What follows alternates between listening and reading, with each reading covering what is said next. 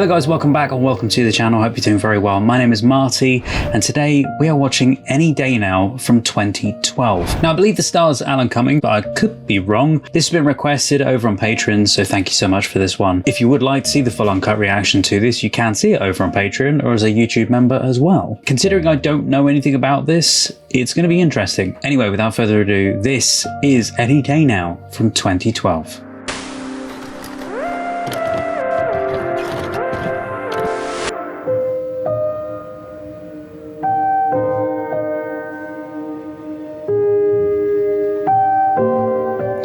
Starting off like this with no context. California, 1979.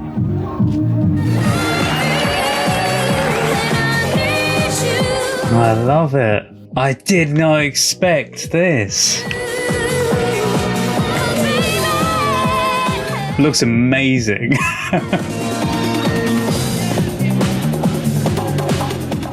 Oh, has he wanted to go into the club for ages, maybe?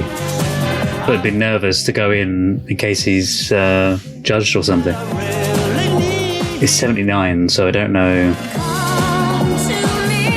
Thinking of the gay scene was a lot different back then. Or LGBTQ plus in general. Did you see that gorgeous thing at the bar sitting all by his lonesome? How could we not, what with you flirting like a cheap Honey, I may be cheap, I ain't no We know what happened to little boys who tell lies. Oh my God. Come in. Oh, brave. He came back. Oh, hello. Hi. Oh, that escalated quick. Your first time? Yeah. You married? Divorced. How did you know? In my first year of high school, my father made me play football. Coach told me to line up center, bend over, and grab the ball. Donnie Walsh was the quarterback. He walked up behind me, put his hand on my ass for the snap. I was in heaven. It's honestly all been downhill from then on. Oh no. Roll down the window and let me do the talking. Oh, this could be bad. You boys having some fun? No, officer, we're actually just talking about playing high school football. Yeah, right. Oh, really? And you look like you played with a few balls in your time. Oh no. Show me your hands. Everything's cool. Why are you so Whoa. I'm What? gonna count to three. One, Big man with your big gun. Oh, don't. three. Wait, you pull that trigger, it's murder one. I'm with the DA's office. Jury will convict you in 5 seconds. Wait, what? He's in the district attorney's office? I'm sure the DA's office would love to know about one of their own getting off in a parking lot. And I'm sure Internal Affairs would love to hear about one of their own drawing his weapon and threatening 2 unarmed civilians. Yeah. So let's just both forget about this little misunderstanding. Messed with the wrong guy. Don't let me catch you in this parking lot again. Okay. Yeah, that was very taboo back then. Like doing this in general as a straight couple, but doing it like this. What is your name? Oh, he doesn't. Both like it. He doesn't even know his full name Rudy yet. Donatello. Nice to meet you. He's kind of cute, too. For some reason, I thought they would have given names before. Nice car. I'm just staying here till they finish my place in Malibu. Okay. No, wait. Give me a call. Contact number. Are you sure that's what you want?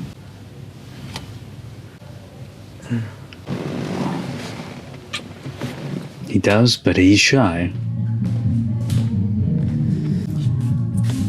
Oh, the doll of the guy from the beginning. Hey, what do you want? You got a kid, right? Yeah, what about him? Yeah, I figured this must be his. You should turn that down. What? Loud music ain't good for kids. It hurts their ears. Are you some expert on parenting now? Mind your own business, you sucking motherfucker. Wow, she's got a mouth on her. Thanks, love. Now go back in and be a parent. Oh no, what? You're leaving the boy home alone with the music blaring. Wow. No, you can't just... He's probably old enough to look after himself, to be fair, but considering he was out wandering the streets, though, God knows what time of night. Oh, is it child services? You're 6 days late. Sorry, I thought this was her door. $12? What are you, a comedian? Actually, no. By tomorrow, I promise. Well, tomorrow's not today. What is this, some sort of existential philosophy? Get the money by tomorrow. I'm locking you out. Time to ring the DA, I think. Noise in there, like there's morning, noon, and night. Or at least ask her to close the door. Doors left open. Just wandering into the neighbours in your underwear. Your mommy didn't come home at all last night? Left him there. No idea where she might be. Can you talk? What's your name? Marco. Hello, Michael. Hey, Marco. Oh, Marco. Sorry. I'm Rudy. Think he's about to become a pal next door. Considering the mum's out all times of the day and night. Paul Flagger's office. Rudy, my main man, can Not now. Mr. Flagger, what this is regarding? Just put Paul on the phone for me, please. It's not a good time to be hitting me up for money, believe me. Go away. Now be it! I'll bust your face in two! Are you crazy fat? It's okay. It's okay. Don't go throwing around the F word like that. Yeah, I'm afraid I don't have Mr. Flagger. Code talk for he's there, but he don't want to talk to me? Would you like to leave him Usually, a message? yeah. No, I would not like to leave a message. I'd like to talk to him. Look, if you'd like to leave him a message... Lady, are you deaf? Do not want to leave a message. Just hung up. I think you'd be going down there by yourself. Not actually go down to the DA's office. He actually is. Paul! Mr. Flagger's not in his... Paul! If you don't stop, I'm gonna call the police. Go for it, sweet cheeks. It's all right, Monica. He was there. Just didn't want to take any calls. Barging in here like a lunatic? If you answered your phone, I wouldn't have to barge in here. This is my job, Rudy. Last night, his mom left him alone, and she ain't been back since. What do you want me to do about it? You're a lawyer. Probably not a family lawyer, though. Call family services. Let's say they can toss him in a foster home. Do you have any idea what they do to kids in those places? Come on. You wanted my advice, that's my advice. Real Perry Mason you up. Hey, Rudy, do you need some money or anything? Let me guess. And also nobody there probably knows that he's gay. And in exchange for the money, I don't come around to your office anymore? Or bi. You should be so ashamed of yourself right now. Like he wasn't there for money. He was there for help. That's him. That's the kid right there. I was looking after him until his mommy comes back. His mommy's not coming back. Come here, kid. You got picked up by Vice last night, all right? You got a suitcase. Where are your clothes? So, gonna get put in the system, probably. Let's go, let's go, let's go! Hey, you don't gotta shove him like that. Sir, step aside. I will not step aside until I know your name, lady. Is he gonna take him on? Inez Family Services. Here's you. a card. Why don't you give them a call? I have friends in the DA's office, Miss Martinez. You'll be hearing from me. Marco! All right, come on, kid. You don't know his surname. How are you gonna find him? Just some random Marco. I suppose you could say what address he was picked up at, but... Poor guy. Just couldn't leave him there.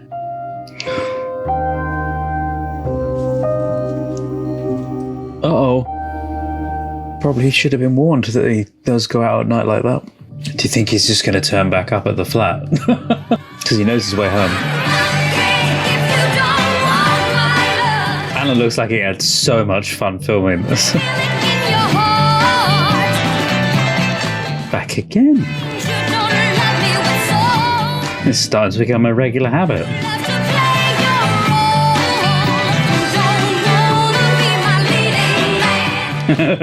The lyrics. Don't you think we should have this discussion in private? Anything you have to say to me, you can say in front of them. Oh, I'm sorry. I'm sorry. As you should be. Brushing him off. Just get out. I'm from Walla Walla, Washington.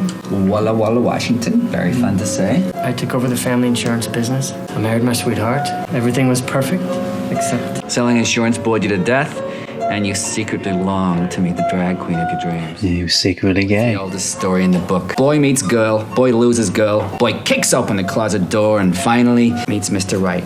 I don't know. Think you have already. Anyway, I got a divorce, loaded my suitcase into the car, and I moved here to study law and change the world. How's that world changing going? I thought I'd fight the good fight, protect the innocent, and prosecute the guilty. He ended up having to protect the guilty. You don't want to know about me. Yes, I do. Nothing to it. I don't believe that. Okay. If you insist. Georgie, give me the blues in F. We're going to perform the story. I love it. Well, I was born across the country in a place they call Queens. Already got it prepared. Much in the way of possessions, I ain't got much dough. I work in this bar to pay my rent, keep the wolf from the door. There are better things in life than money, but I still would like some more. We could stay in this bar all night talking. If you make this up on the spot, Round two. then he's got very good ability to make it up. What I really want to be is Beck Midler. Love Bette Midler. Do your own stuff. I don't know. Make a demo. It takes time and money, both of which are in short supply. What the hell? What? Marco, I didn't think this was the same night. how did you get all the way over here? I walked Home. Like to your mommy's place? He's not a stray dog, you know. You can't just keep him. Oh, I'm not gonna keep him. I'm just gonna... Just until morning. I don't know. Adopt him. Family Services is gonna come take him. Then again, they probably won't allow him to because he's not got enough money. Like fugitives always one To look after head him. of the law. I can already see my outfit. Houndstooth suit, black overcoat, gray fedora. I will look fabulous. Maybe you could be two dads. Oh, for him. stop with the compliment. Sorry. Oh, I'm kidding. Don't stop. Tell me all the ways I'm remarkable. It's like nothing scares you. You can see how difficult it is for him. Like, this is, I think, his first step into that world somewhat. Oh, that's a front. I'm actually terrified of wearing white after Labor Day. He's doing a good job acting it anyway. Good morning. He stayed. Time for breakfast before you go? No, I'm already late. Dinner? I'm really, really late. Just give me your number and I'll call you later. That's the thing. Don't have a number. I don't have a phone. Expensive. Well, call me at the office. Will you take my call this time? Yes. That was a yes. Excuse me. I'm hungry. Then let's get you some food, young man. What do you eat for breakfast? Donuts. Yes. Donuts. Donuts are poison. They make you fat and give you pimples. Okay? Have a bit of fun. Blueberry donuts are the best. Do you like peanut butter? Cheese. And crackers. For breakfast. Champions. That's what they eat in France. Le fromage, tout va bien, c'est merveilleux. Pay up or get out. I got it. Oh no, and he's going to see the boy and be like, what's he doing? Oh no. Because he knows who he is as well. What's he doing here? He's just He came over. Family services people know he's No, here? they do not. I prefer to keep it that way. Don't tell him. But say yeah, of course. We gotta get a move on. You're going to get in trouble with the police. Hey, Sport. I heard you had some interesting visitors in your office yesterday. Yeah, my cousin can be a little high-strung. Cousin, huh? Yeah, on my mother's side, custody issue. Thought you told me all your family lived in Washington. They do? But your cousin lives here, huh? None of your business. Are you deposing me? Relax, Sport. I'm just making conversation. Mr. Flager. Hi, Mr. Muslim. Yes, Monica. That guy, Mr. Donatello's on the phone.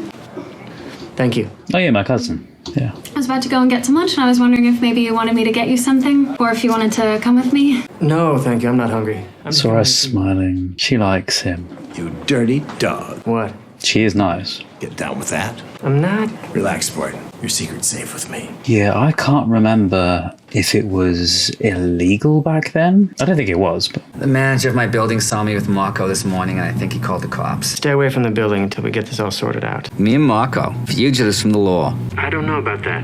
I've been doing some research. I found out a couple interesting things. Like what? Let's talk about it in person. Do you want to have dinner tonight? My place?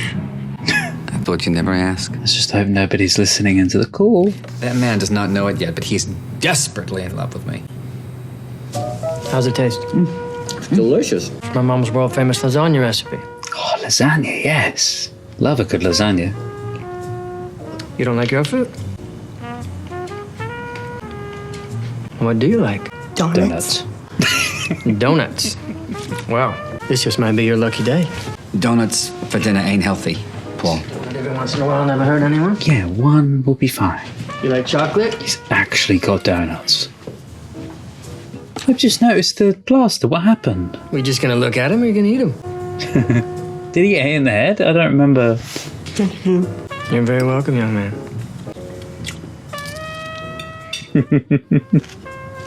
He's a man that makes everyone happy, it seems.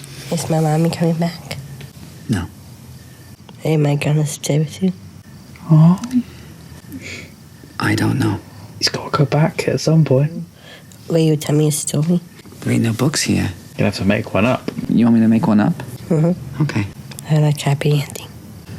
Don't we all, sweetheart?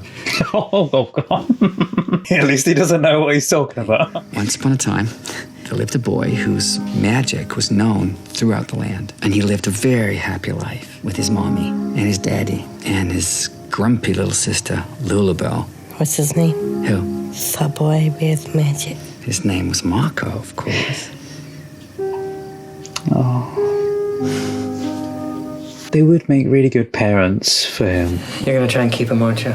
Yes, I am. You know it's not gonna be easy. Well, I should just toss him aside because it's not going to be easy. Marco didn't ask to be born to a junkie. He didn't ask to be different. He didn't ask for none of this. Sometimes it's worth it being difficult. Don't see why he should be punished anymore for stuff that ain't his fault, you know? Okay. Okay, what does okay mean? Can I help? There's only one way to legally do this. Oh, with the permission of his mum. The hell are you doing here? After you were arrested, they took Marco to a foster home. Is he okay? Yeah, he's okay now. He's with us. That's good. You understand that unless Marco has an assigned advocate while you're incarcerated, he becomes a ward of the state. Who the hell are you? Good having him there as a DA. I'm his lawyer and his friend. His friend. Is it like that? Is that what you people are calling it these days? We have some legal papers we'd like you to sign. And what do they say? Marco's better off without her. To temporary emergency custody of the minor child until such time as your incarceration terminates and you petition for reunification. Which means what in normal person talk? That Rudy will take care of Marco while you're locked up. Thank you. What's it gonna cost me? Nothing. You're gonna take care of my kid for nothing? Not just me, honey. Mr. Lawyer here is offering to help too. Like I said, me and Rudy are friends. There's no way the judge is going to grant you custody with you living in the apartment you're in. Hey, I know it's not the Taj Mahal, but lived in worse places. So that he's with him. The court is going to require that Marco have a safe environment and his own bedroom. Why? If it's okay with you, I'd like to tell the judge that you and Marco live with me.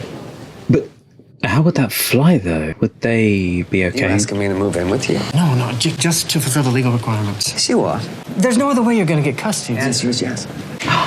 Yes? But you actually going to move in? Yes. It's good. Okay, that is good. Just don't mention the relationship. Your Honor, Marco's mother is currently incarcerated. There are no known relatives. She's signed emergency orders granting Mr. Donatello temporary custody. They're going to say he lives with me as a friend. And is there an education plan in place? It's her. Mr. Donatello found a local school that has a special education program. And is there a Mrs. Donatello? You're looking at us, sweetheart. What did you say? Don't say that. Don't say that. What Mr. Donatello means is that he is not currently married. California State Family Code clearly stipulates that marital status shall have no factor. Relax, Sparky. It was just a simple question. I see here that Mr. Donatello lives with you. Yes, ma'am. Yes. And what is the exact nature of your relationship? Roommates. He's my cousin. You can't go with the cousin thing constantly. That's not going to fly. Maybe it does. I know you love your doll, but I got you all those other toys. Oh. This is my home? Yeah. Yeah, this is your home. No. I'm so excited. Oh. He's finally got a place he can call home, proper home. It's okay.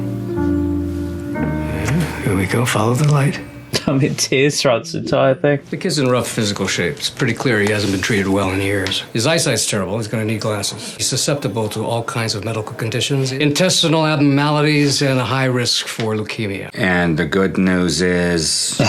Well, I just want to make sure that both of you understand that raising a child with Down syndrome is a major commitment. We got it. We signed up for the gig, didn't we? Now, he's never going to go to college, leave home on his own, or get a job. What you see is what you get. The thing is things have now changed, thank God, since then. And now people with Down syndrome can feel like they've got more of an independent life, like jobs and... Hey, Marco. Hi, Marco. I'm Miss Fleming. What's your doll's name? I know her from something. Okay, I'll take it from here. Shouldn't we wait a little bit? To make sure he's okay and everything. I think it's easiest if you just leave quickly. Might be best for him, but what about me? It's easier to break that connection quickly, otherwise they hang on. Okay, this is the gang. This is Marco. Do you want to join us? Okay. The cat sat by the door. That's pretty good. Yeah, I was going to say about the glasses thing. We saw him at the very beginning, didn't we, with glasses? So he must leave home for some reason at some point. If he's only now just getting glasses. I'm so sorry. So yeah, you're a regular Aussie and Harriet, ain't you? You're taking me. What's he done? Wow. So you can sing. Proper Do record. your demos. Wow. And he's taking it there. Come to me when your world is empty and cold. Oh, I got shivers. In my arms I keep you safe and warm. I didn't know he could sing. I know he sang a bit earlier, but that was sort of playfully. Shelter you from the storm. I'm not one to pretend. Why can't you? Aww. That I love you.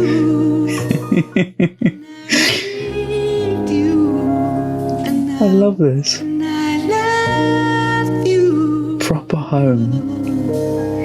And now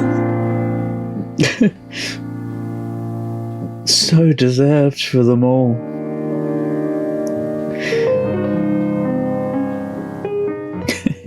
Much better life.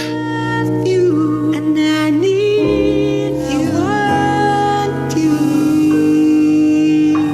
Happy family. Why are you kissing it? Wishes it luck. They're demo tapes. I'm sending them to club owners. And a kiss just gives it a little bit of extra luck. And trust me, honey, we can all do with a little extra luck. You want to kiss one? There we go. This is the one. Feel it, my water. It'd be funny if it actually was.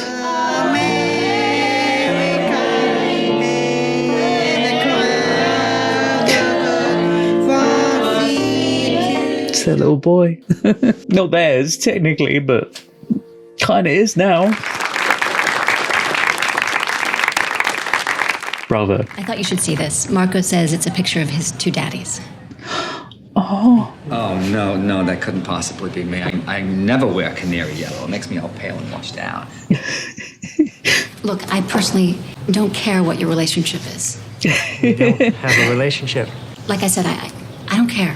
But people talk. You know, other teachers talk, other parents talk. I mean, all it takes is Stuff 'em. saying something to the wrong person and you could have a real pickle on your hands. Oh, like his work colleague. I decided I'm going to put you on the Franklin case. Really? Thank you. You know we're held to a higher standard at that DA's office, right? Sure. So I'm going to ask you straight. Can I count on you? You can count on me. That was not what I thought he was going to say. We're having a shindig at the house Saturday. Can you make it?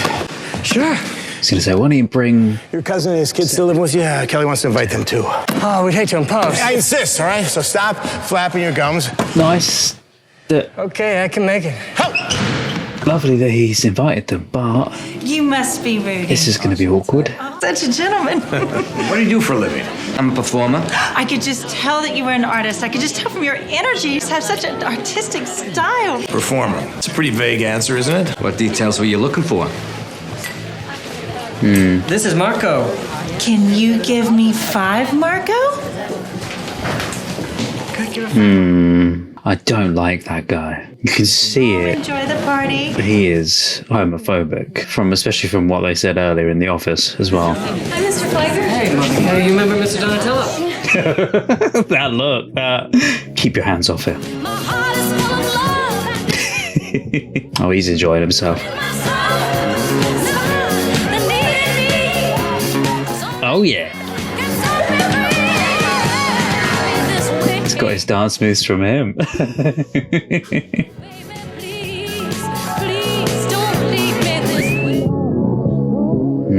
He's a bit jealous because of her. Poor Lois Lane.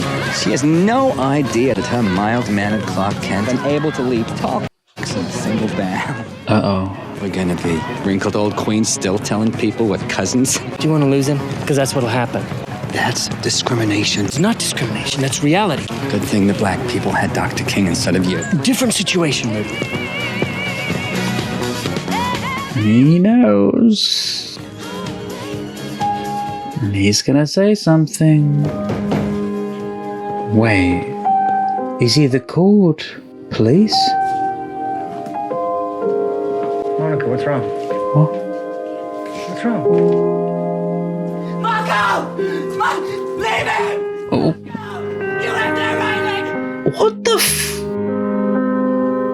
You piece of... Take it he called because they were gay. Because they lied. We gotta get him back. There's a 72-hour mandatory evaluation. Our son is God knows where, and he should be home. It's not our son. It's like him, though. Temporary custody, subject to the judge's revocation. The judge. Me. The fact that I lost my job today. The best thing that ever happened to you. He lost... Best thing that ever happened to me. Yo! He lost his job because of it. Now is your chance to be you. I spent the last 10 years of my life studying, saving, and busting my ass for that job. So pardon me if I'm not in the mood for your idealistic bullshit.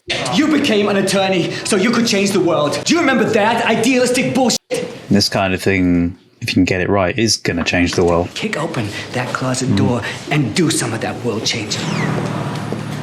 Was he going to be able to fight for gay couples to be able to have children? We are requesting that Marco be released into our custody. Your request is denied. And after lying to this court about the true nature of your relationship, you are lucky that I don't charge you both with perjury. Respectfully, we ask you to got him consider in the some wishes of the home. mother. Is this your idea of justice? We're talking about a human life here, and you people don't give a damn about. Keep it calm. So much as hear one more word out of your mouth this morning, I will find you in contempt of court and have you tossed back into jail. Because it's not going to help. And there is nothing that you can say or do. So unless you have some other business, I suggest the two of you find another venue. What if we file a petition for permanent custody? I will rule against it. State Code 143.56 prohibits you from making a determination in a permanent custody without a hearing. Wearing my patience thin, young man. Simply trying to ensure that an innocent child isn't allowed to fall between the cracks of the system.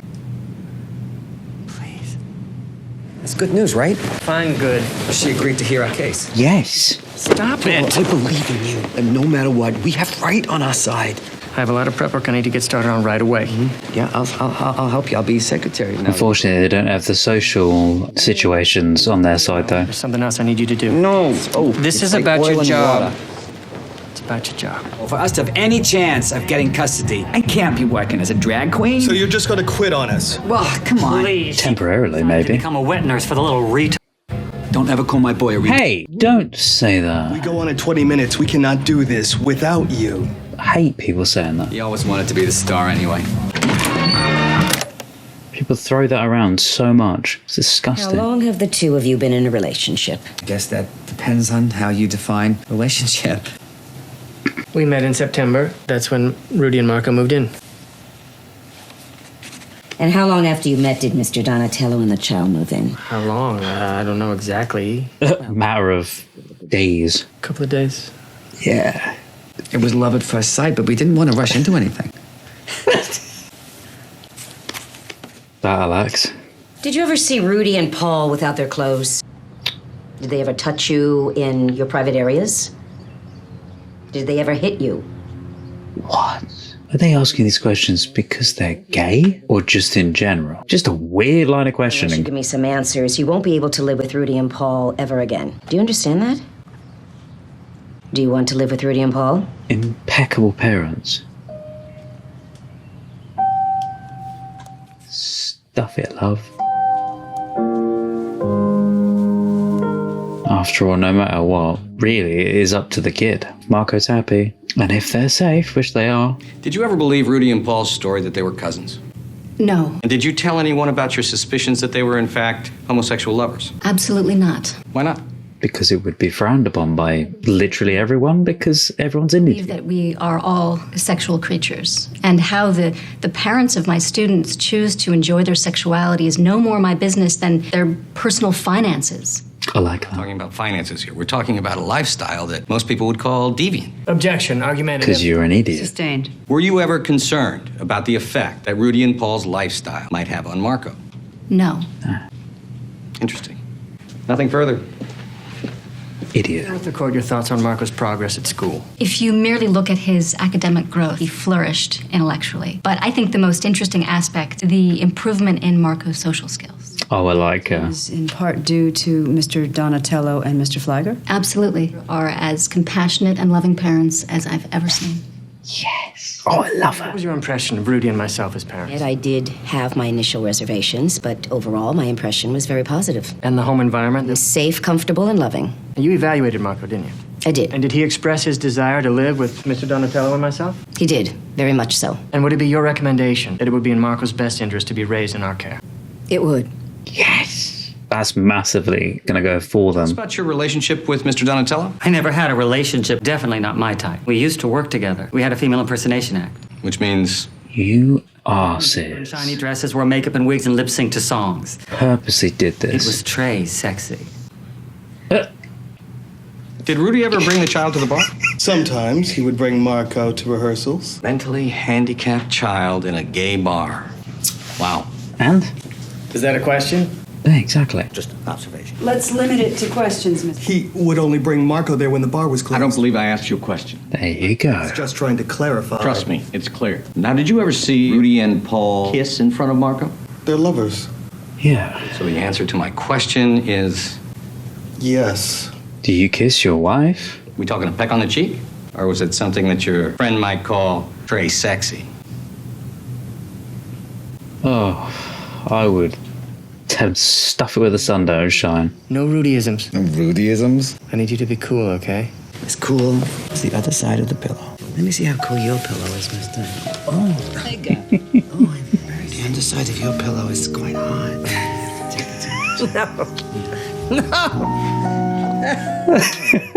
I love you. Yeah, I know. He said, I love you. It's probably not the first time he said it. Marco was in your care for how long? About a year. And he's 14 years old. He's 15 now. For 1 year was in your care. Yeah. Pretty strong attachment in a short period of time. Yeah. We fell in love. What's he trying to say? Clearly. You moved in with Mr. Flagger, what, the day after you met? In the 1 year, what kind of parental figure would you say you were? Great parental figure. What made you a great parent? Caring and loving. Cared for Marco like he was my own. Took him to school, played with him, tucked him in with a story every night. We were his parents, and we would like to keep on doing it. That's very clear. Did you call the police or family services after you first found out that Marco was left alone? No. No. I called Paul. He is a lawyer. Did you call the authorities after he came back? I did not. Which will go against him. Decided unilaterally to just keep the child. His mom signed the papers that made it legal. He was doing 36 months for a drug possession charge. Yes, still a She parent. doesn't deny her right to make custodial decisions on behalf of her minor children. She was still his legal parent, so. Your friends testified you took the child to a bar. They're not my friends. So did you or did you not take the child to a gay bar? Yeah, what's wrong with that? Not when it was open. So the answer is yes. I know there's the whole thing about taking a child to a bar. You did take him to a bar that was frequented by homosexuals. Yes. You took part in a female impersonation act. Yeah. Was their testimony accurate that during the time Marco was in your care, you wore a woman's dress and makeup for work? Yes. Have you ever worn a dress and makeup in front of Marco? No. You sure? Oh, I hate him. Is the testimony you want to give under oath? Why, when did he? Did he? Halloween. Oh, no, on this video footage of it. Oh. What does Halloween mean? Dressed up like the Bride of Frankenstein. Oh, so the correct answer is yes. It's also Halloween. You have worn a dress and makeup in front of Marco. It was a costume. Marco was wearing this. I asked you a very simple question. Have you ever worn a dress and makeup in front of Marco? Yes, I have. Did you ever once worry what effect that would have on Marco? You knew that was where it was going. I did not. What is Marco's favorite toy? A doll. But it's always been a doll. I'm sorry, did you say something? His favorite toy was his doll. It's a girl doll, right?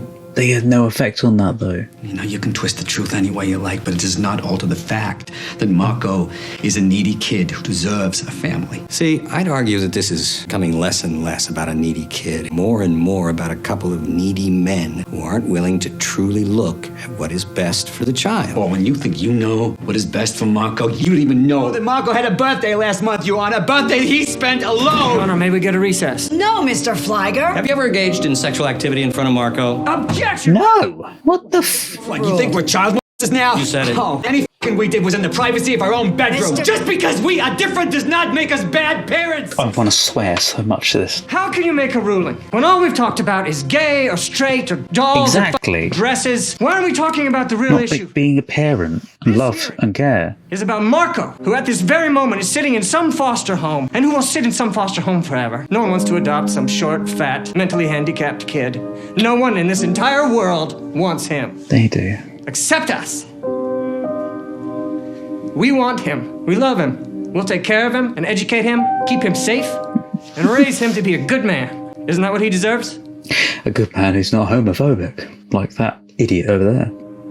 Him. Isn't that what every child deserves? I'll take your comments into consideration, Mr. Flagger. Yes, ma'am. Thank you, Your Honor. I hope she does. Guys, it's such a powerful film. Ain't going to be much longer and we're going to have you out of there. So you pack your bags, because we are bringing you home. I hope so. Promise? Yeah, I promise. You can't promise that because you don't know. I hope so, though. Oh. I really hope it all goes okay. After listening to all of the testimony and reviewing all of the paperwork, Oh no. I'm prepared to make my ruling. Oh, do I get a bad It's feeling? clear that Mr. Donatello and Mr. Flagger have had a powerful and positive effect on Marcos. They have made numerous sacrifices, and they have ensured that all of Marco's needs were properly met. However, I cannot ignore the other facts that they have at times subjected him to inappropriate situations, and that their openly homosexual lifestyle could be assumed by the child to be normal. It is normal. Oh my god, I hate the way that people were. Oh. People are so shallow-minded.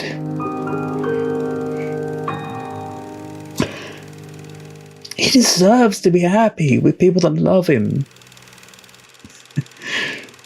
Hello. Is this Rudy Donatello?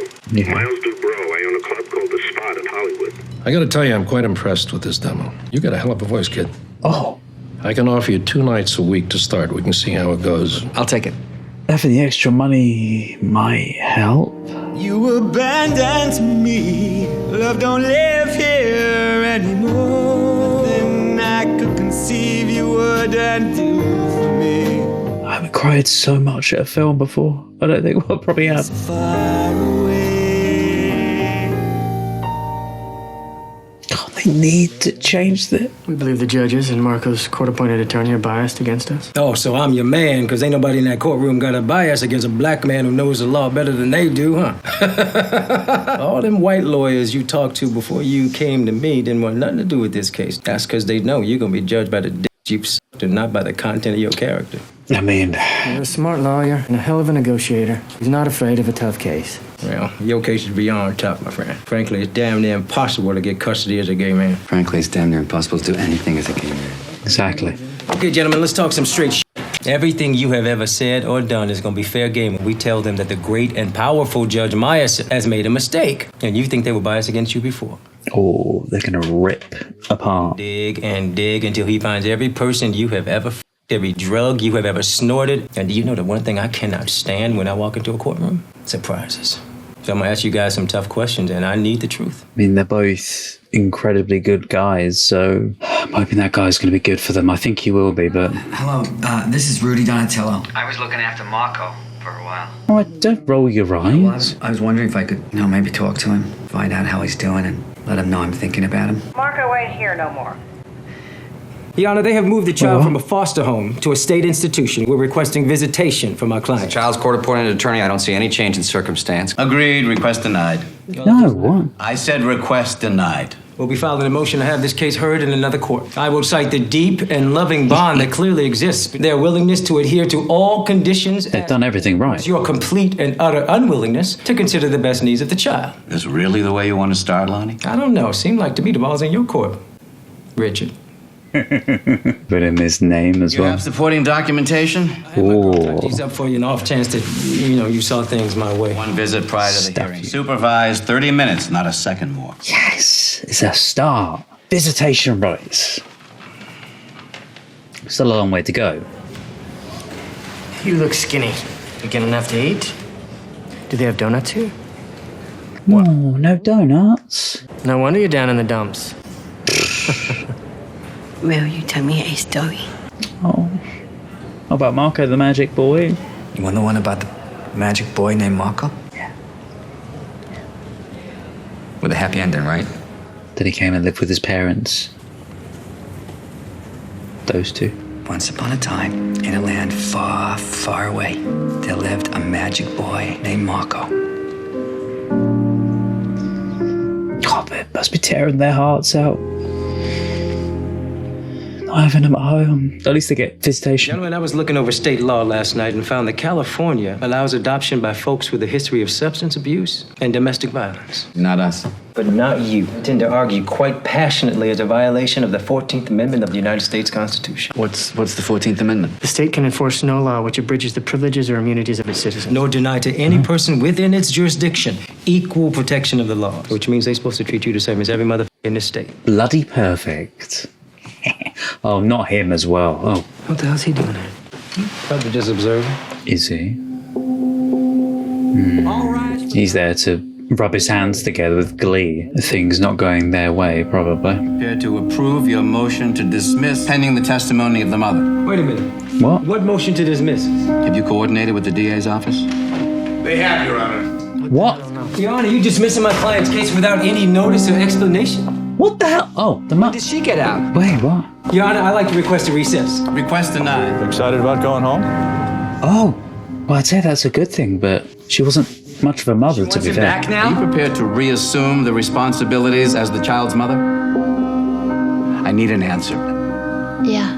She was not a good mother. No offense to her, you know. She went out all times of the day and night. That's not my home. That's not my home. Mr. Leon has also filed a restraining order on behalf of her son against Mr. Flagger and Mr. Donatello. What? Training order. Restraining order was granted. You gave him up. You signed them papers. Mr. Leon Do you know has what you're served her doing? sentence. She now has the legal right to Don't say she's a junkie. That's not going to help your case. Not that you have one now, but... You really need to consider what's best for the child. What did they promise you, Mariana? Well, they promised her freedom to get the child back as well, probably. Disgusting. It's not my home. It's not my home. DA's office brokered the deal with her and Lambert, as long as she was willing to fill out the petition for custody. That's what I presumed, yeah. So what do we do now? Then you can do. Nothing, yeah. Wants the kid, mother gets the kid. In a court in the world that'll get that kid to you. So go home, get on with your lives. It's gonna hurt like hell at first, but time's a great healer. She's Lucky maybe the kid will come see you once he's grown up and away from the mother's control. She's the legal mother, but she's not fit to be a mother because of everything that she's doing in her life. You went to law school, Mr. Flagger. I'm surprised that's not the first thing they taught you. Now she can be a better parent. We stopped fighting for what's right. Like this, surely you can call the police. Look, the kid there, right in front of him as well. You piece of. Wait. I can't do this in front of him, man. Go out in the hallway till I tell you come back in. What you doing? I said you f***ing retard. Oh. You got him home for a few minutes, baby. Until mommy calls you babe. You're probably not even going to call him back in. Rudy doesn't even live next door either now, does he? Or was this the bit that I said about when he's walking the street with his glasses? I mean, I don't blame him, to be fair. This catches back up where we first saw him.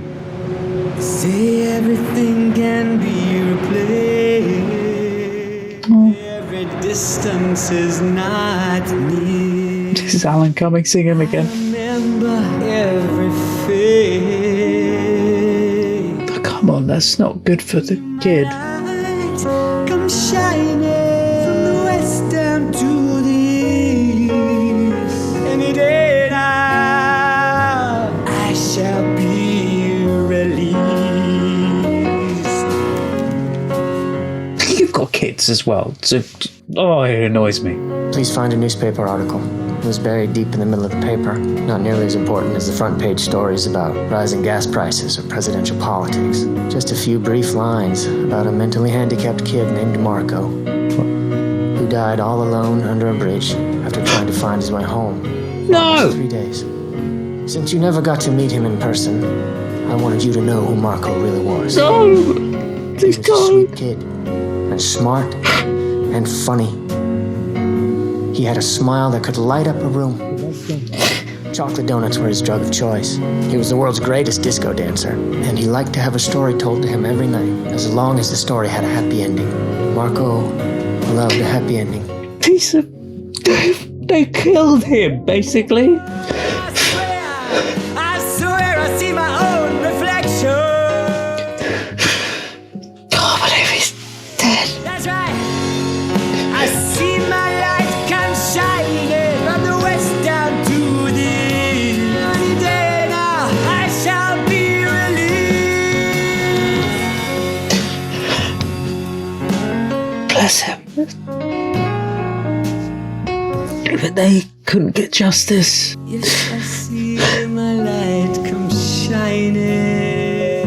I swear we shall be released.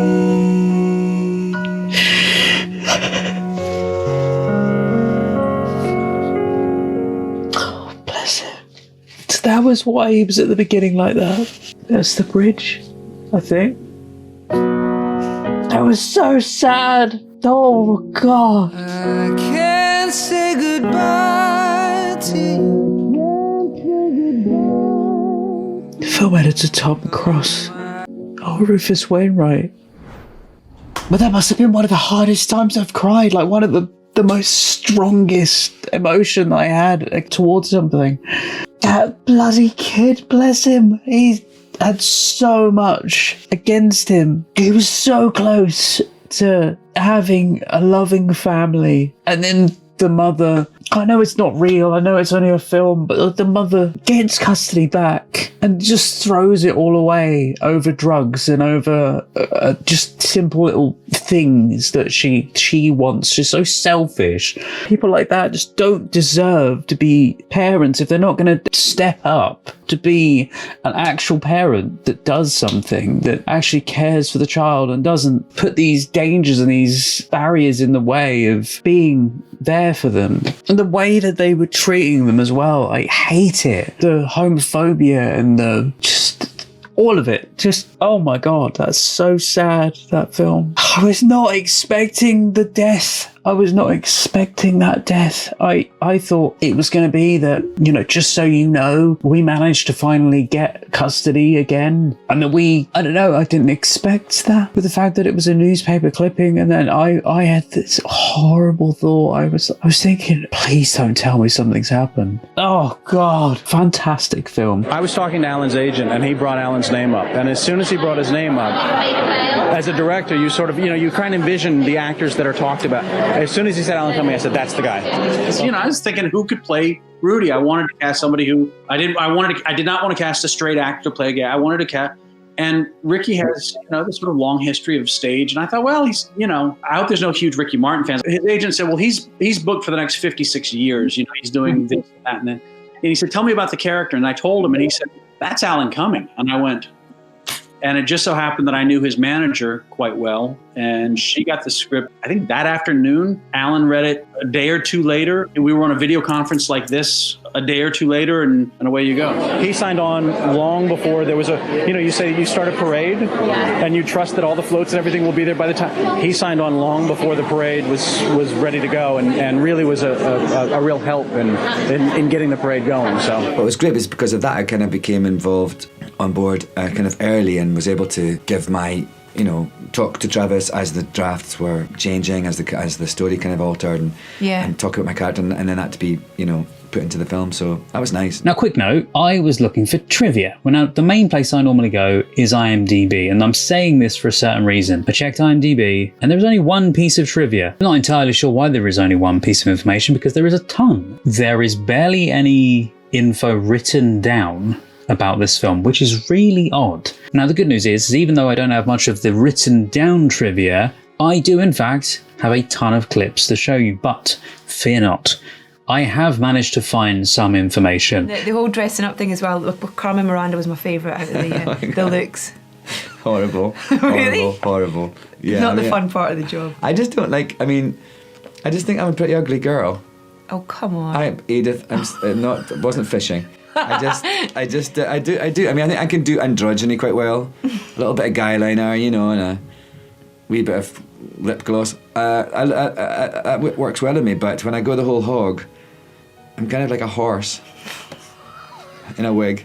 Honestly, I wasn't entirely sure where that was going because I could see that there were so many things against them, and the way it's the thing, I'm not entirely sure how things were for the LGBTQ plus community back then. This is such a great piece of media to portray exactly what their prejudices are, just against people that deserve so much more justice and just don't get it. The situation for same-sex couples adopting hasn't changed actually very much since the 70s, so it's kind of very current, even though it's a period piece. How important do you think it is for, a gay couple to be able to adopt now? I think I should have the right to. Yes. And I think that there's such a stigma and such a taboo. We've got to fight against that prejudice and give people, equality. Yes, totally agree. The issues in the 70s are somewhat relevant today. I mean, there are still pockets of the world that will not accept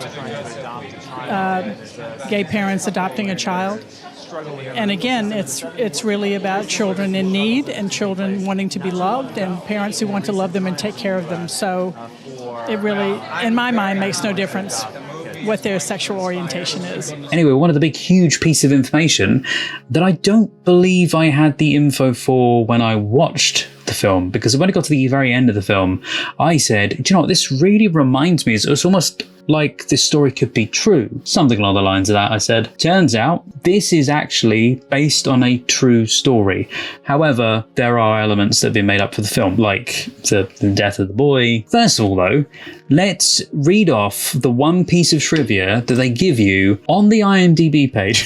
If I can, I might even try. I don't know if you have to verify information to be able to do this, but if I can, maybe I'll even add some of the trivia pieces that I have found in this to the IMDb page and get them verified if I can, or something along the lines of that. Anyway, so that one piece of information. D.A. Wilson is portrayed by Chris Mulkey, who also starred on the television show by the name Any Day Now, from 1998. And yes, I have seen clips of this. She's lying, Sugar. Something else is going on here. Why? Why? Because she has so much of you and her, it scares me, Mary Elizabeth. But yeah, the guy that I wasn't that keen on, that I thought was a bit of an arse, really. He was one of the big homophobic characters of this film. There's various levels of homophobia in this. Because I think the secretary, not necessarily was, but she had certain traits there. But she was disgusted by him, because you could see the look when she found out that he was in a relationship with the guy. You don't know any of this context, but you see her walk out of his office as he's walking up to the office. That's when that guy, Chris Mulkey's character, is in the office. So he's obviously told her about the relationship and about who Alan Cumming's character is. I didn't know this. Annie Potts plays in the TV series. Plays Janine on Ghostbusters. She plays Mary Elizabeth, M.E. Sims, and Lorraine Toussaint, who plays Reen Jackson. And yeah, Chris Mulkey plays Collier Sims. The character, Dr. Nakahura, is played by Hawaiian actor Clyde Kazatsu, I think his name is. Any Day Now, the 1998 TV series, Clyde Kazatsu plays Judge C. Eastlake, in only one episode though. Now, I've had my fill of this today. Court is adjourned. But weirdly, it's not the same story. It's two friends, one black and one white, recall their friendship in the past when they reunite in the present. So there is no correlation between the show and the film, in case you wondered. The last song we shot it on the very last day. There was the very last scene of the film that we shot. So Isaac, the little boy, he came to visit. He wasn't in that scene, obviously, but he came to visit and he was just weeping the entire time I was singing. And so everyone was crying by the end. Just such a hard-hitting, emotional story. I feel mentally zapped after that. They were there. They were the only people that seemed to care about him. They were the only people that seemed to want this to happen. Okay, the teacher was very for them. And there were people that were, really for them having Marco as their kid. But there were so many people against them. They could not stand that piece of dirt on your shoe, that guy who, both of them, both the lawyer guy and the DA, disgusting pieces of... I have such strong feelings on this film. Oh, thank you so much for requesting this. I massively appreciate it. What a film. And when we see Rudy in his, in his drag outfits and his performance and stuff, were you involved in the choices of that, in the song choices and things like that, and trying to mould who he was in that sense of the character? No, not really, because he was always going to sing, and he was always a drag queen. Which I was like, oh, really? Does he have to be a drag? I was a gay guy, does he have to be a drag queen?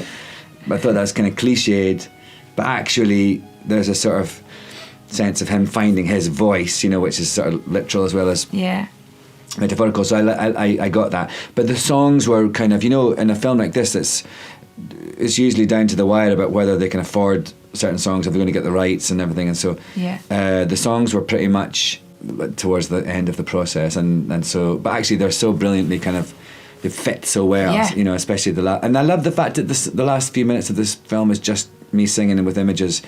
There's no speaking, and I love the way that music is used in it, or that his singing is used in it. So this is actually inspired by a true story from the late 1970s. The original screenplay upon which the film is ultimately based was written back in the late 70s. A writer by the name of George Arthur Bloom knew this guy Rudy, who lived in the neighborhood over on Atlantic Avenue here in Brooklyn. And Rudy was this sort of flamboyant, larger-than-life character that everybody in the neighborhood knew. Today he would probably be called a drag queen. At the time there wasn't really quite kind of a name for it. He was just a guy dressed in women's clothing, occasionally wore makeup, and just sort of this larger-than-life character. And he took in this young boy and began to care for him, and kind of became the parent that the boy didn't have. And George was so inspired by this relationship that he wrote a dramatic story about what if Rudy tried to adopt this boy. The script originally made its way to me from P.J. Bloom, my music supervisor. His father had actually written the script about 30 years ago. He knew I was looking for a script, and he said, my father's got the script, it almost got made a number of times, so let me send it to you. And I immediately sensed this character Rudy and this young boy, because there was no Paul character in the original script. I love the love story between these sort of two very, very unlikely people coming together. I love the idea of doing a 70s period piece. It's one of my favorite eras of cinema, sort of gritty 70s drama. You sort of took that script and rehabbed it, rebuilt it, as you would an old house, and sort of brought it up to a story that I was going to tell, something that I was more specific about. I've experienced, as I think everybody has, I've experienced a certain amount of loss in my life, and so that sense of loss and that sense of injustice, I had experienced a bit of in my life, and wanted to speak about some personal things while telling a dramatic story. A straight guy who lives in the suburbs with 3 quote-unquote normal kids in the cul-de-sac. I started to say, well, what's my connection to this? And why did I care so much about when I first read the script? Why did I care about telling the story? I have a 17-year-old daughter, and there's been some really, really painful personal stuff that's happened in my relationship with her and the way it's been affected by other people coming in. And I understand what it is to love somebody very much and to not be able to quite reach them and love them the way we want to. In my young daughter's life, there was a long period of time where we were insanely close. And so when Lonnie in the lawyer's office says, what do we do now? And Lonnie says, nothing you can do. Mother wants the kid, mother gets the kid. Best you can hope for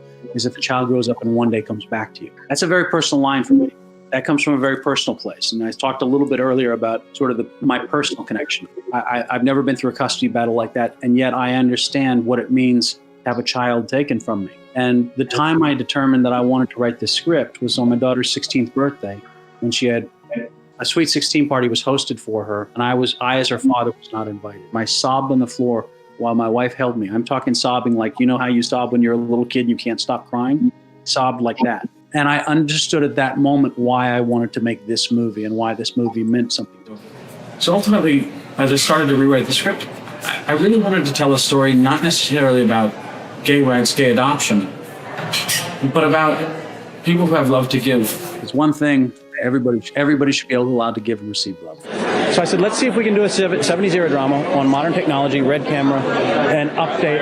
And so I was thrilled. George let me sort of take his script and remold it, and off we went. Yes. Travis Fiennes did an interview with SBS. At least I believe this is where he did the interview with. This is what it's showing on this article. And anything that I read off to you, I will leave in the description below under the sources part. So this is when writer-director Travis Fiennes encountered the original script for Any Day Now, and I'm skipping ahead a little bit. He says, I'm a huge fan of gritty, character-driven dramas made in the 1970s. So how cool would it be to make one And also to note, there is a great piece in one of the, because I've yet to see all of these interview pieces that's been done, there's a great piece of information where they talk about the fashion for the 70s. And I'll insert that clip now. I wanted to credit you for the courage you had for tackling what is still a difficult topic. I'm not talking gay adoption here. I'm talking about showing 70s fashions on. It's a risk, and you can cheat it. I've seen films set in the 70s, and I said, "Oh, that tie isn't wide enough." Yeah. Were you aware of the risk that you were taking there?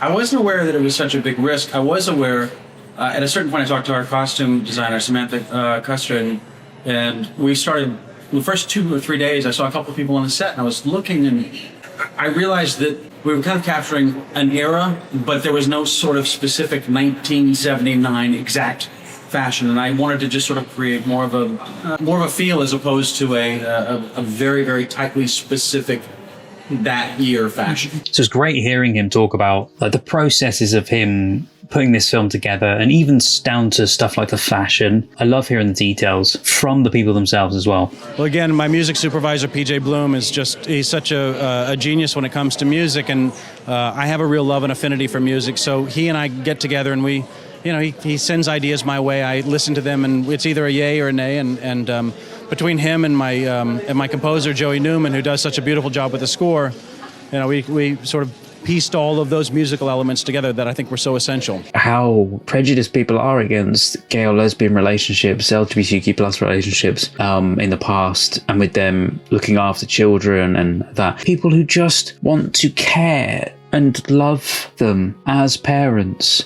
Not like parents, not as caring surrogate parents, but actual parents. They were treating him like their own child. I think it's, there are moments, I think there's some moments in Levity that we worked very, very hard, both in the writing, then in the performance, and then in the editing of trying to, create something that allow people to both laugh and cry. And I think also, I have this theory that audiences feel complicit, and they know that this kind of prejudice and homophobia and bigotry still exists, because it does. And I think looking at it, and they're involved with it, and they're involved with us, and when it ends, they're like, wow, why don't I feel this more often? Why don't I stand up against this more often? He didn't get to live. He didn't get to enjoy growing up, and he just died under the bridge, alone and cold. Oh God, that's so sad. The kid deserved better. He didn't deserve to have a mother like that who didn't care about him. Like, even from the first moment we saw him, the bit back of the house, I presumed the bit at the beginning was before the first time we saw him. That was why when they said about getting him glasses, I then realised, wait, that bit from earlier wasn't from earlier. That was actually later, because he already had glasses at that point, which was a great storytelling piece to put in your mind. Wait, here I hadn't already got those at that point, so that wasn't early, that was actually going to come up later. Hence why I said what I said at the very beginning about the boy. Talk about a story of injustice. But it's that kind of case though, it's that kind of thing. In real life, there are cases like that where they do just slip through the net, and where they allow things like that to still happen, where they allow cases to just get given to the wrong people, and people that don't deserve to have like custody or care. Or if you care more about drugs and about yourself more than your child, even if they say, okay, well, we're going to grant you custody of your child, say, I don't think I would do as good a job. I know, yes, I know, care about the child in some way as a parent. You care about them, but you gotta think about the child. They're not gonna be in any way in good, capable hands. Say, for instance, like in that case there, say for instance, you pass out on the sofa from like a bad case of like a bad dose or something. You're then gonna leave the child, like what happened when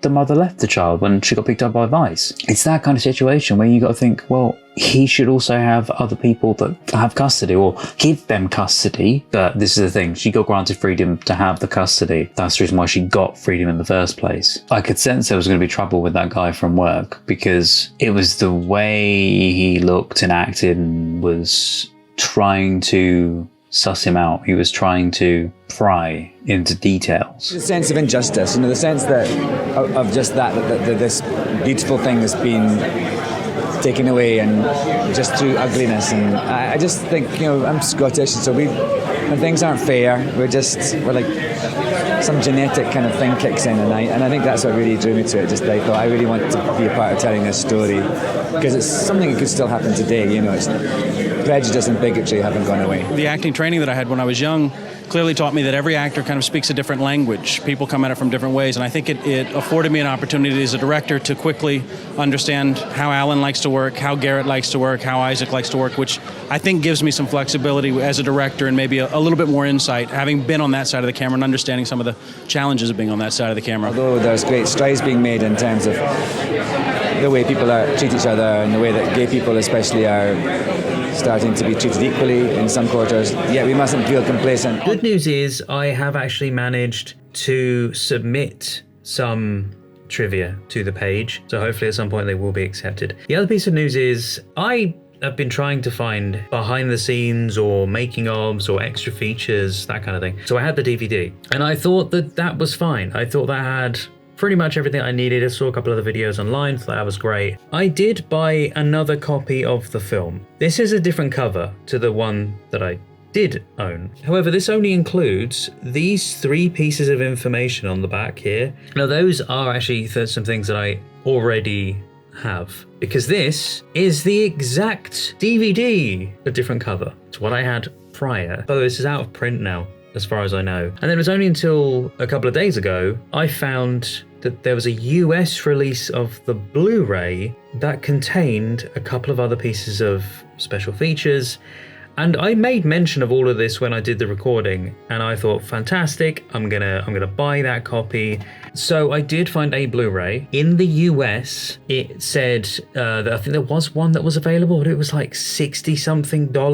And then obviously I'd have the postage to get it over here as well. However, the reason I wanted that was because it not only had the Isaac Lever interview, which I believe I might have. There was also the Isaac Lever audition tape to try and figure out if someone has a copy of this stuff, because I really wanted to see the main thing on that disc, the making of Any Day Now, which is apparently on that Blu-ray. And it really frustrated. I've even contacted a couple of people that potentially had like an archive of films to see if anyone had a copy of it, but no one. Unfortunately, I haven't been able to get a copy. It would have helped to add a lovely bunch of things. Yeah, Garrett was great, and I just really, we just liked each other from the word go.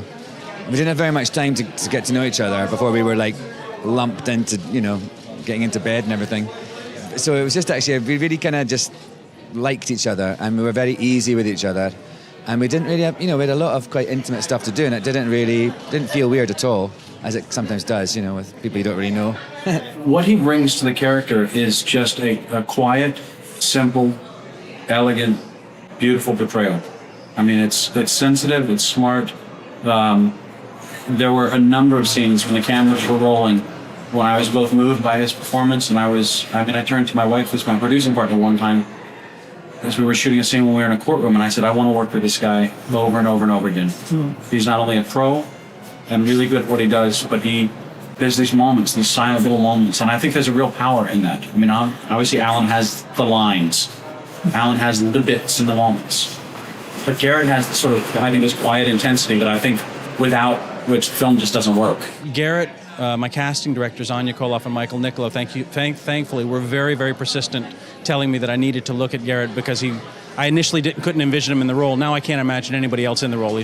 And then Isaac, the young boy with Down syndrome, we did a nationwide search looking everywhere for, and it was a real challenge to find. And once we found him, he was just, he's such a wonderful combination of intelligence and excitability, and yet when he acts, he has the great ability to listen.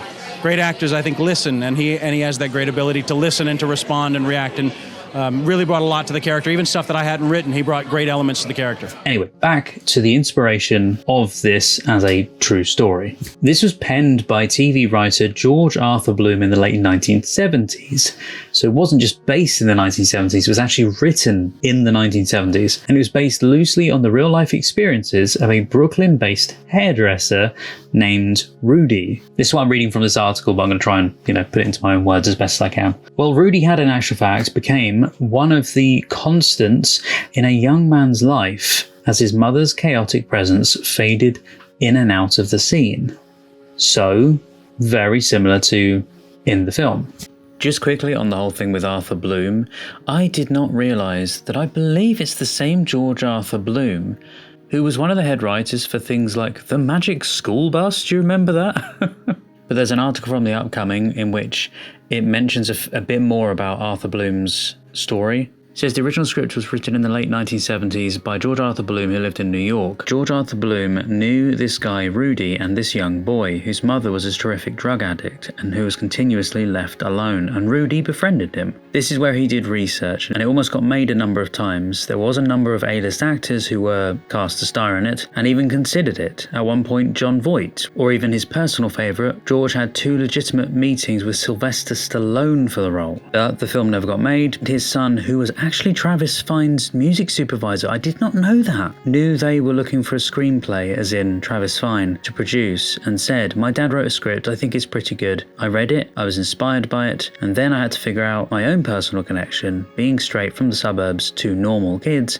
we dealt with the same loss, challenges, and injustices in our own personal life, and that was my way in." Fine says George almost had the film made in the 1980s, but at the time, there wasn't really the flourishing independent scene that we have now. I'm not gonna lie, I feel like now, in certain parts of the world, you could even have this again, because there's been a lot of pushback again against LGBTQ+, and again against gay relationships. Fine said he wondered how he could broaden the story, drawing on his own experience of a messy divorce with his previous wife, which involved a tug-of-war over his youngest daughter. Yeah, that would play a huge part in this. He says, "I was going through very challenging times, literally sobbing on the floor asking, how can a child be taken from me when I have so much love to give? And that's how I got my connection," he said. It's a story that absolutely is rooted in gay rights and equality, but that also has a universality for anyone who had lost someone can understand. By the way, the 70s look is captured by the cinematographer Rachel Morrison, who did Fruitvale Station as well. I just really, the sense of injustice in the script, the idea that this could happen, and that these people who did this beautiful life and made this great safe home environment for this wee boy, for that to be taken away for really ugly reasons, I just find that so, it just maddened me, and I just wanted to tell a story like that to remind people that even though great strides are made in terms of gay rights and equality, that there's really prejudice and bigotry still exist, and we must not be complacent. I think there's sort of a ramrod of the word injustice running up through the entire film. I mean, I think there is an injustice to the way this situation's handled. I think there's an injustice to the way a number of things are handled, even today in this world. When we start talking about the political situations in some countries, you know, in Russia where homosexuals not. Even in America, there are places where, you know, there's quite a bit of injustice. We were just in Turin, Italy. There was a lot of talk about rights and equality for everybody. So once I started doing research, it was a real eye-opener as to how much injustice there is in the world. So hopefully this shines a little bit of a light, and, you know, we as a human race slowly make that turn towards everybody being accepted, no matter who you are and who you choose to love. 2 of the films, maybe they might be the 2 that I've got video footage of from an interview on, I think it was on a red carpet or something. I remember finding a video, and I think it said producers on there, so it feels like it might be them. This is 2 of the film's executive producers who stumped up the fair amount of the film's modest budget are actually a gay couple who have been together for more than 20 years and have fostered 32 kids with intellectual and physical disabilities. So there you go, that's freaking amazing. You know, because of what our family went through to get to where we are today, we took one look at the script and said, we've got to be involved in this film. That's really what happened. We read the script and it was like, it's a story that has to be told. That had to be made and told, and so we put as much backing and our experience behind it as we could. We personally spent 10 years fighting the state of Florida to adopt our 2 boys who are here with us today. And from time to time, there was some media coverage about the case, and, you know, some word got out about this is an issue that we need to come to terms with. But it takes it to a whole nother level when a really talented, well-recognized star portrays a role that tells the story to people who would never read the New York Times or, you know, the editorial in the Miami Herald or whatever news piece about the legal case, because that's kind of dry and uninteresting. So this brings it to life to people. You know, it's why we love to go to the movies, that we can project ourselves into the scene that we're viewing and take something away from it that both fits in our lives but is an addition to our lives. So for me, it was, even though we weren't interested in it being our story, this is I think, far more compelling story from 40 years ago. It takes it to almost a literary level in terms of the level at which it reaches people. From everyone that I've spoken to, everyone has a different reaction, which is a great thing. That's when it's a good film. Fine says they are remarkable human beings, presumably means the producers. In 2007, they went to the state of Florida and said they wanted to adopt 2 of the kids. They had to fight like hell, spending a ton of money just to look after these 2 kids who would have otherwise fallen through the cracks. Now they're in private schools and working towards college. Some of Fine's own extended family will not watch any day now because of the sexual orientation of the central couple. It says here, they toss a Bible at my forehead. I can point out all the other things in the Bible, like keeping slaves, that are contrary to the way they live. But they continue to say that what I'm talking about is a sin. The issue really is that everybody wants to love and be loved.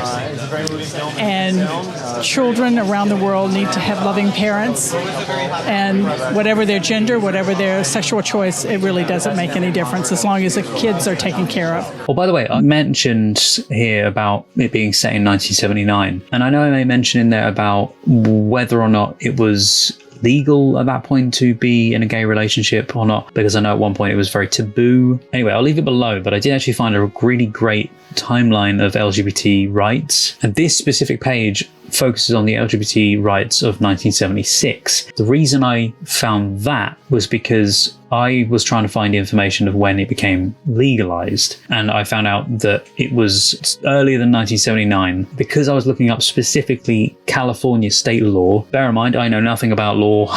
I also don't know much about the American laws because I'm here in the UK, but I feel like I've got the right bit of information for you. California state law, 1976, states the homosexual activity became legal on January 1st, 1976. That was the 1975 Consenting Adult Sex Bill, which legalized same-sex sexual activity. So there you go. There was a whole thing around this film. It felt like it was almost a taboo thing, like people didn't like it because it was a newer thing. Even now, I know people don't. At that point, I think it was still very new and very untoward for people to be doing. The same day that became law in California, equal age of consent became equal as well, which was the age of consent is 18 for both same-sex couples and opposite-sex couples. I thought I'd let you know about that. Yeah, I'll leave the link below. It's from Equal Dex.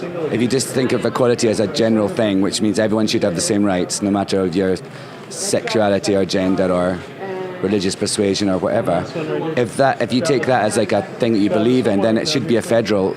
You can't legislate human rights. Do you know what I mean? You have to. Well, you can say you have all the equal rights, but you can't allow people to do it state by state. No civil rights issue has ever been won on a state-by-state basis. It has to be a federal issue. The plain reality is that gay people are no different than anyone else, and it couldn't be more true in the family context. And of course, the whole, can gay people get married question that's being batted about these days, that the message of the film is we've got our attention on the wrong issue. If a number of people have said this is a film about gay adoption, it's much more about adoption than it is about gay. And that's the message that I think a number of people, we hope, leave the film understanding in a little bit deeper way. Fine says that Isaac Lever's performance as Marco is brilliant. Noted that he edited the character to fit the actor. We put out a nationwide search for the kid, both through traditional agents and managers and casting directors around the country, and also through the Down syndrome associations all around the country. We saw people as young as 12 and 13, and some that were as old as their mid-20s. Isaac, just Isaac in general in this, is such a heartwarming part of the film, not only because of the story details and the character he portrays very much links into the relationship of the two guys, but also he portrays it really well. Being lost with having lost his mother, with her being put in jail, but also then when he gets put into the system, he puts so much heart and soul into this. The sad emotion in his eyes, feeling just overtook me watching him, because you can see in his acting that he's lonely, who just longs to be with a family. He's kind of just having to adjust, and you can see that he breaking on the inside. Yeah, he plays it incredibly well. Alongside Alan, you have an astonishing performance from young Isaac. Can you talk a little bit about the vitalness of having someone like him at the heart of that family? Isaac's an amazing guy, amazing kid, wonderful to work with. Just, I can't say anything better about him. So Isaac, the original Marco was sort of very sort of nasty and talked a lot and cussed a lot. And I had this notion of who Marco would be. And I saw a tape of Isaac, and we had looked at a lot of kids. And then little Isaac popped up on my screen, and I went, who's it? And he smiled. How did you come to be cast as the boy Marco in the film? I was in performing arts in Inglewood. In the dance studio, I saw videotapes sent by to Travis. And he cast you as Marco, right? Yes. Isaac, the little boy with Down syndrome, was just like a dream. He was just, we all just fell in love with him. He was just like a big light shine. You have an amazing on-screen chemistry with Alan Cumming. What was it like working with him? He is so cool, and he is so talented, and he's the coolest friend ever. I see him in a festival, and I give him a hug. He gives me a smile. And how does that make you feel? It makes me feel comfortable. And one of the things that I think was so important about it is that if you look at sort of the bigger context of the film, it's about how we spend far too much time focusing on how we're different. And people with Down syndrome are profoundly different, at least if that's all you focus on. But then when you get to know Isaac, you get to know him in a way where you absolutely don't notice, because it's just as incidental as if he were left-handed or had green eyes. And he delivered a phenomenally compelling performance. It was pretty exciting to watch him on the set. I understand you like to sing and dance, and you got to dance in this film. Was that fun for you? Yes. Do you like dancing? Yes. I'm gonna move my finger, gonna move my finger, gonna move my finger. The film is doing very well in the festival circuit. How does it feel to know that people are connecting with the film the way they are? I feel proud and good work. You may get some tissues. You might start crying. The scene was sort of scary. There was a scene when his mother, he was asked to leave the room, and there was some scary stuff going on. I didn't have to direct him. He was scared. And I didn't have to, he was able to not have to access some memory of fear. He was reacting to what was in front of him, which was really, really beautiful to watch. Did you like working with me? Yeah. Was I a good director? Mm-hmm. The best ever, right? Isaac was fantastic. He's was just one of the best actors, most professional actor I've worked with in a while, I have to say. And he was just like this light, he was so excited to be there. It was his dream come true to be in this film, and he just brought this absolute amazing energy and then despair. If he was a little bit upset about something, he would just wail. All his emotions are just completely on the surface, and I thought it really reminded me of what acting should be. He had a very natural way about him. He clearly was sort of listening and reacting. A lot of the people that I saw were clearly just sort of waiting to spout their next line, which I think, and you could probably agree, a lot of not so good actors do. You can see they're not listening to anything. They're just waiting to say their next line the way they've rehearsed it 50 times. No matter what you say, they're still going to say their line the way they've rehearsed it, because in their mind. And Isaac was clearly involved in the scene. And then at the end of that first tape that I saw, he did that big smile. And I went, oh man, God, I love this kid. I said, so we got to go see him. Good news is he was very natural and wonderful. The bad news is he was not the character that I sort of crafted. He didn't want to get angry. I thought this kid should be a bit rougher. And I found out, I had my own lesson about kids with Down syndrome and the gentle nature and some of the places that in particular Isaac and a lot of kids with Down syndrome were not comfortable going to. And my wife, thankfully, who's my producing partner, was smart enough to say, this is the kid, and you need to craft the character around Isaac. And so we did, and he is, and we found this on the set. I think his listening skills, his ability to be in the scene, react, and if Alan or Garrett, their performance changed, he would alter with them. It wasn't just this sort of rote, sort of spouting of lines. Be with them, and he would say something. I'd be like, oh. Like, it's just sheer joy of being on the set. I mean, it was just his dream come true to be in this movie. And he would say things, and I would just be reminded of, wow, you know, a bit of a reality check here. My favourite story he said was, there was one night, it was a night shoot, and we're all, you know, things were going wrong, and everyone's a bit tetchy and tired. And he was like, you know, he gets sort of like this, and I said, what's up with you, mister? And he went, I can't wait for the Oscars. And I went, oh, great. Well, you know, neither can I. That'll be fun. And then he went, I'm going to thank Travis, and I'm going to thank, and he pointed at me and went, what's your name again? Yeah, also Any Day Now won several awards at film festivals. So apparently this won Chicago International Film Festival of 2012 for the Audience Award. It won the Seattle International Film Festival of 2012 as the Best Actor Award for Alan Cumming. It also won the same Festival of Seattle for the Audience Award. All of these are winners, by the way, so I'm not going to say winner every time, I'll just say what they are. Tribeca Film Festival 2012 for the Audience Award, the Outfest 2012 Audience Award, the Outfest 2012 again, the Best Actor Award for Alan Cumming, the Provincetown International Film Festival 2012 for the Audience Award, and the Woodstock Film Festival 2012 for the Audience Award as well. So many awards, very well deserved. I think the real eye-opener, I think for a lot of us, was when we won that first Audience Award at Tribeca, because it's a pretty good slate of films there, and I never thought of this as sort of being a quote-unquote crowd pleaser. You know, I felt it would affect people, I felt the story would resonate with people, but not be a crowd pleaser. And then to win, I think 13 or 14 audience awards at this point, basically every film, that part has been kind of remarkable, and it's something I don't think you can aim towards or plan for. It just organically happens. It's beyond my wildest dreams about how much the film has, you know, been so successful and registered with people and affected people. It really is. I couldn't have.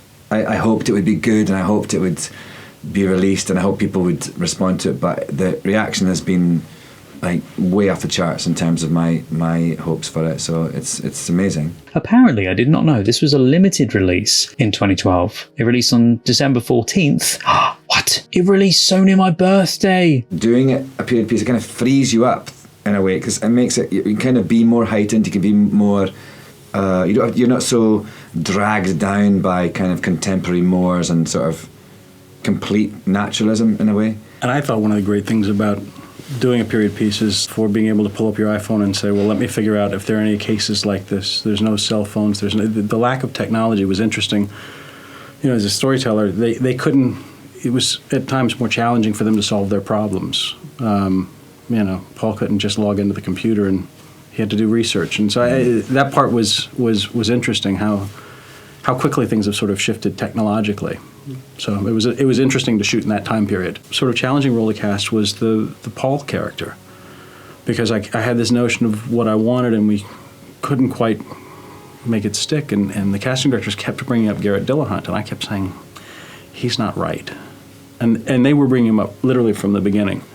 And I said, he's the guy from the Raising Hope. He's on that funny show. He does comedy. Or he's on Deadwood and he does that scary stuff. And I couldn't imagine it. And once they really sort of sat me down and said, we know you're having a hard time finding the character, watch Garrett Dillahunt's tape. And I watched, and I went, holy hell. Mackerel. Holy mackerel.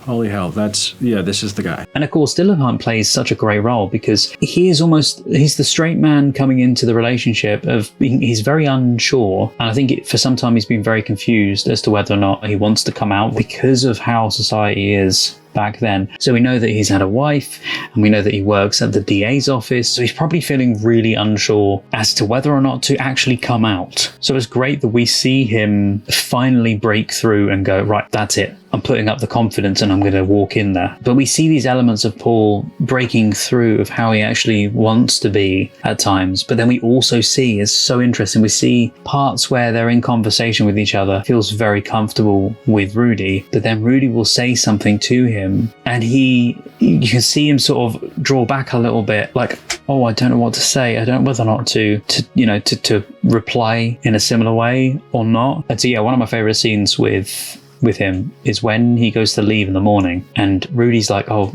should we have breakfast? And he just turns around and he can sense that Rudy's sort of a little bit nervous because he's also in a relationship as well, or that they're starting this relationship out and they're unsure of where to go with things. And he turns around and gives him that reassuring kiss as if to say, look, stop worrying, it'll be fine. That one take in the courtroom, what was so beautiful about that is we had, you say cut, print, and you're ready to really move on. And I sensed that there was something a little bit more. And I've had moments like that with Alan where, you could just kind of go, and I'll never forget, I said, let's go one more time. And he went to this different level. And that's the cut, and that entire performance is in the film. And it's really one of the most powerful moments in the film. And it could have not been there. I would have happily moved on, but he had something more in the tank, which was great. So, the thing about it is, we liked each other the second we saw each other. I could just tell, we just got on, and I felt completely comfortable with him. And we knew we had some friends in common. And when you do something like this, you kind of do your research on someone. And everyone I knew said lovely things, but it was kind of like in the film in a way. We just kind of saw each other and were like, oh, you're good people. And what I really thought was amazing was that, if you do sex in a film with someone of either sex, you would always discuss it. Garrett and I, and he's a very, lovely, evolved, straight man. I'm not. And there was never any discussion. And there was never any embarrassment, or says a lot about the kind of man he is. It's a scene where he comes over and says goodbye to you in the morning. You guys wake up in the morning, and he started to walk out the door, and he comes back and gives me a big kiss. Yeah, that's right. The name of the film was changed kind of to reflect how sort of powerful that song is, because it wasn't called Any Day Now originally. And that's the chorus of that song. But it was funny because we didn't know which songs we were going to use until quite late in the game, wasn't it? It was like right down to just shortly before we started shooting, because of how much money they would cost and rights and licensing and everything. So I remember getting Travis said, it's this Bob Dylan song, I Should Be Released. I was like, oh, I don't know that one. And he said, I'll send you over a YouTube link to so you can hear it and practice it. And he sent me over Bette Midler singing it with Barry Manilow playing the piano in a gay bathhouse from the 70s. I was like, thank you, no pressure. And it's a great video. It's amazing. It is. It's like crazy.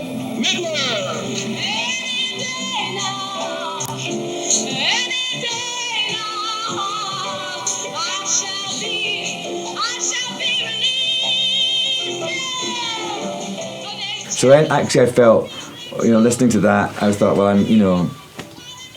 it's the most abandoned interpretation of that song. And in a way, I sort of thought, I've got to try and do something like that. But actually, in a way, he does kind of let go, but there's always some restraint there in the performance because he's holding stuff back. Anyway guys, that was me watching Any Day Now from 2012. I very much hope you enjoyed the video, not only to my reaction, but to my ever expansive thoughts on this, and the little tidbits of trivia and interview segments and clips that I could find for you. But I really hope you enjoyed it. What I love to do is I'd love to say a huge thank you to you for watching to this very point in the video. To say a huge thank you, I'd love to give you guys a secret phrase. Just quickly before I do the secret phrase though, if you do like this kind of thing, then consider clicking the like button and subscribing to the channel. It's absolutely free. But also, if you do want to see the full uncut reaction to this, you can see it over on the Patreon page or as a YouTube member as well. But back to the secret phrase, because it's our way of saying thank you to each other. It's your way of saying thank you to me for the video itself and for all of the, the love and care put into this edit, which may not seem like a huge amount, but many, many, many hours go into it. You putting this phrase in there as well, by me seeing it, it's also a huge thank you by you watching this video and getting to the point of the phrase itself, because it shows that you've watched it all the way through and you've also really enjoyed this as well. So the secret phrase for today's video is, you are my home. But I'm vaguely remembering a line in one of the songs of You Are My Home or something along the lines of that, and I feel like it matches the feel of the film. So yeah, the secret phrase is, "You are my home." But that, ladies and gentlemen, is every single bit of this video. I very much hope you enjoyed this. Apologies, it's a little bit different to normal because, you know, we've not been able to delve into a huge amount of trivia behind this. I really did try my best, but feel free, if you've got any information that you'd love to let me know, pieces of trivia, feel free to pop them in the comments below. Don't forget, if you do like this kind of thing, consider clicking the like button and subscribing to the channel as well. By the way, brand new feature of the hype button. Apparently that actually does good things for the channel and videos, and for some reason helps to push it out there with algorithms. I'm not entirely sure why. So I think it's almost a love button. I think that's what the hype is. It's, I really love this. So it's just a lot more than like button, if that makes sense. Anyway, guys, thank you so much for watching. Hope you have an incredible day, whatever you're going to be doing. Take care, stay safe, and hopefully I get to see you guys next time. Bye-bye. It allows you to think about where we are, where we've been, and where we are, and where we need to be. Because, you know, I think in the world going forward, we're going to need everybody.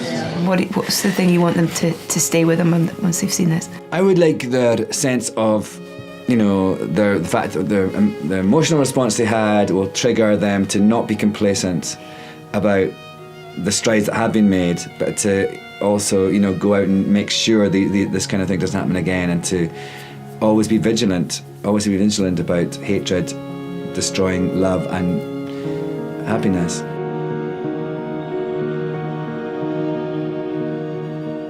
If you're still here to the very end, then thank you so much, and also a huge thank you to my wonderful patrons: Roger C. Griffith, Douglas Collier, Terry V, Miggy Love, Chris Holmes, Jojo, Thomas Masters, Shoehorn1234, Res, Patrick Durr, Andrew Blount, Carlos, Marla Mize, Rob, Chandra Blair, Scott, Paul Zawicki, Randy, Kirsten, Juan Pablo Camero, JL, Maggie, Freya Alexandra, Milo, Miranda, Edna, Gina Aman, Tess Avaland, Olivia, Maria Stoicheva, Neno, Megan Janoviak, Rainy Tomo, Strawberry Tree, Kirsten Bailey, Boobly Boo, Louise Vanderhoven, Aubrey Terry, Wraithist, Heidi Steele, City D, Bumblebee, Joshua, Jesse, Rena Burrow, Meet, Lolita Verbakovskia, Eli, Holly Jeffries, Alenka Hafner, HM Garth, Chloe Grover, Neb, Kyle Baker, Abby Barker, Tom Tattershall, Kristen Olds, Tilly Chum, Laura Hutchison, Tara M. Will Coxon, Sazzy Nation, Ferdinand Pitchard, Jim McKay, Sphere, Mel Days, Fran in the Pen, BG, Tara, Rags and Muffins, Nameless Human Being, Deb, Philippa Chapman, Emily, Panda, David Wayne Fox, Jessica Asakovich, Sue Pro, Naja in Workshop, Mike Tunnicliffe, Wolfgang Wolf, Lee, Harvey, Anka May, Aninya, Evan G, Violet Aurora, Pamela Chandler Rash, Scott Howard, Joshua, Robert Williams, Steve Webster, Amanda, Lipaz, Jamie Dodds, King, Happy Go Lucky, Caitlin, Analytical Guy, Maria Torres, Cliff Adams, Jonathan, Dirk, Annie Bonds, Crystal Appleby, Scorpius, Monica Murphy, Sebastian Saint-Ange, Varga, Leslie McKittrick, Nick Stark, Number 1 Carez, Jen, Biff McKeldin, Birgit, Stephanie Collins, Emily, Ken Duncan, Max, Helena Klitsch, Amy Quattlebaum, Ry Levi, Wayne DeFries, JJ, Mikhail Augustine Reed, Malcolm Hope, Lee Hallam, Bill Waite, Charlie Elkin, Mika Least, Jeffrey Welton, Alida Scope, George, Ingrid, Stephanie Sexton, Jude, Bera, Robinio GD, Catherine Ellis, Vincent Pare, Sammy Fan, Eric Jansen, David K, Stephen, Edcat, MB8, Border Collie Lover 223, Caitlin, Juiced, The Gallifreyan Rebel, James, Johnny115, Tim,